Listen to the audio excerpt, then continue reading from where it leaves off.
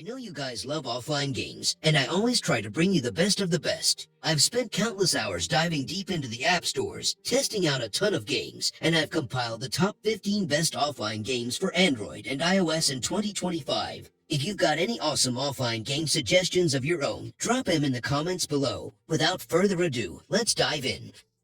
Number 15.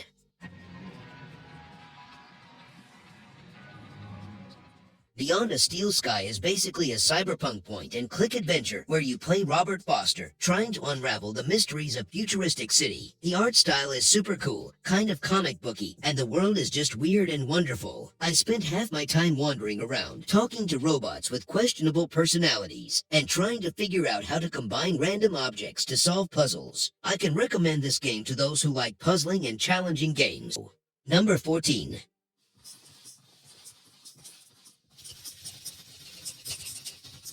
Zombie War New World is basically a good-looking third-person zombie shooter game. I was genuinely impressed with how polished everything looked, explosions were epic, and the zombie hordes were suitably gross. But the game definitely needs some more love from the developers. The character animations were a bit stiff, and enemy AI is just horrible. They often just running straight at me without any real strategy. I really hope the developers keep updating this game because it has a ton of potential. Number 13.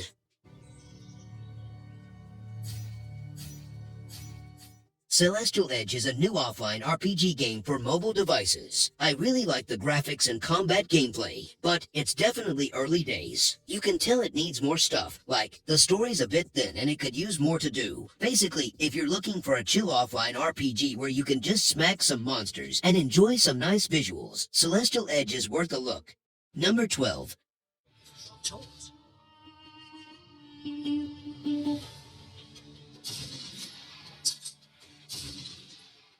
Desert 1943 throws you right into the thick of World War II, defending your base against wave after wave of enemy soldiers. After each wave, you get to spend your hard-earned cash on new guns or upgrades for your base, which adds a nice strategic element. The environments and weapons look decent enough, and the whole defend the base gameplay loop is surprisingly addictive. Honestly, it's a pretty solid time waster. If you're a fan of World War II shooters and you need something to keep your thumbs busy, give it a shot.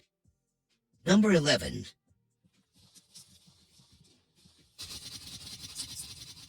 Elite Warzone is basically packing offline battle royale, zombie campaign, and online multiplayer into one game. I spent a decent amount of time just bouncing between the different modes, trying them all out. Now, let's talk about the elephant in the room, the graphics. They look pretty dated, like something from a few years back. But the gameplay is smooth and the game is well optimized. It's like a budget-friendly shooter that delivers on the gameplay front, even if it's a bit rough around the edges.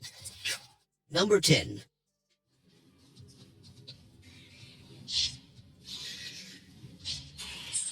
Heretic Gods is an old-school action RPG with a ton of loot, skills, and character customization, all packed into a surprisingly small download size under 200 megabyte. You get that classic ARPG loop of finding loot, leveling up, and tweaking your build, which is always satisfying. My only real gripe with Heretic Gods is the tab targeting combat. It feels a bit clunky and dated compared to more modern action RPGs. I personally prefer a more fluid, action-oriented combat system, but that's just my preference. If you're a fan of old-school Diablo-style RPGs, Heretic Gods is definitely worth checking out. Number 9.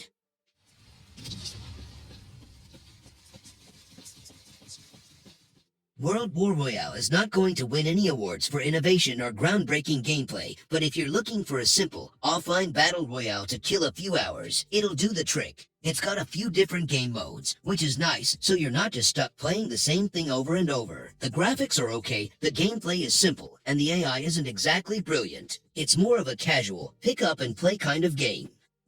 Number 8.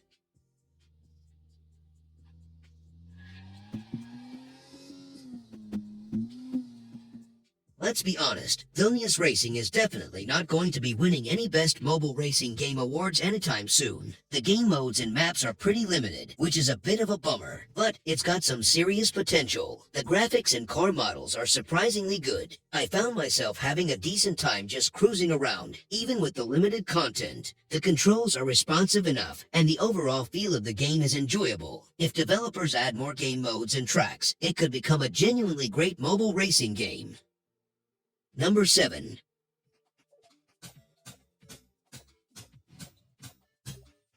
Forager looks all cute and innocent, like a pixelated little farming sim, but let me tell you, it's a dangerous beast. I know, it sounds ridiculous, but this game is seriously addictive. I sat down to play for just a few minutes and ended up losing 4 hours of my life. You start by chopping down trees and mining rocks, then suddenly you're building automated farms, fighting slimes, and exploring ancient ruins. If you're looking for a game that'll suck you in and not let go, Forager is your new best friend. Number 6.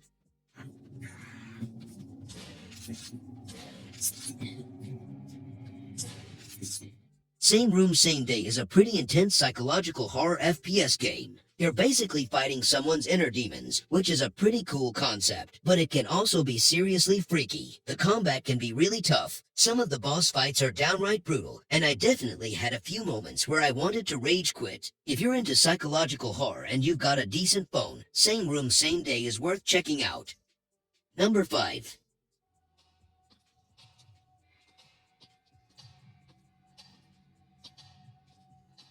Fears to Fathom is, without a doubt, one of the most genuinely terrifying mobile horror experiences I've had in a long time. Seriously, this game knows how to build suspense. The graphics are chillingly realistic, the atmospheric music is spot on, and the storytelling is just phenomenal. It's the way the game slowly builds the tension, making you feel like you're actually alone in a creepy house, and something is definitely not right. Fears to Fathom is a must-play if you're a fan of horror games and you want a truly immersive and scary experience on your phone. Number 4.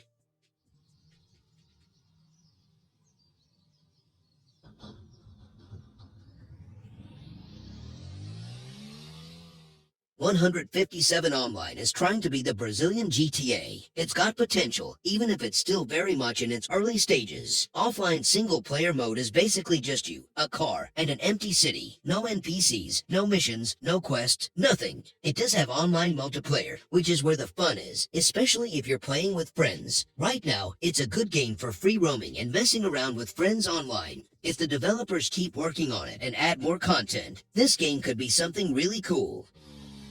Number 3.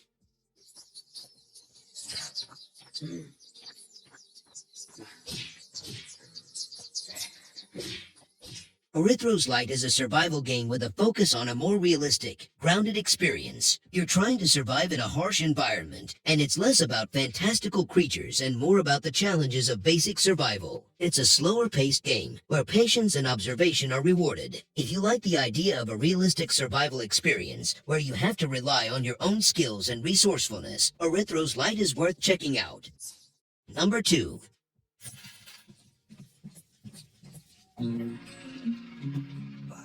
VanLife Simulator is a game where you live the van life. It's a very chill game. You drive around in your van, find places to park, customize your ride, and try to make a buck. Now, it's not going to blow your mind with crazy graphics or intense gameplay. It's a simple, laid-back experience. But if you're looking for a game to unwind with after a long day, or if you've ever dreamed of living in a van and exploring the open road, VanLife Simulator might just be your jam.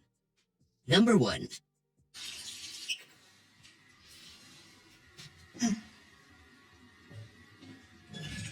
Another classic Resident Evil title making its way to our tiny screens, and honestly, it looks amazing. I'm still kind of mind-blown that they managed to cram such a visually stunning game onto a phone. In Resident Evil 3 Mobile you get that classic Resident Evil tension, the creepy atmosphere, and, of course, the terrifying nemesis chasing you around. It's currently iOS only, which is a huge bummer for us Android users. I'm really hoping they port it to Android soon, because I'm dying to see how it plays on my device.